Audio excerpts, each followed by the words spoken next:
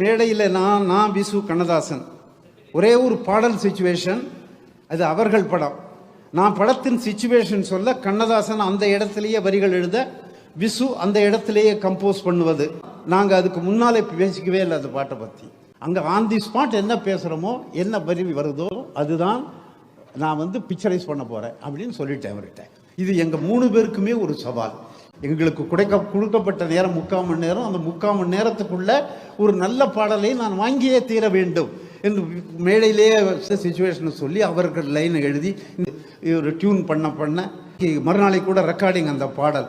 அங்கும் இங்கும் ஆசை உண்டு, இன்று நீ எந்த பக்கம், அங்கும் இங்கும் பாதை உண்டு,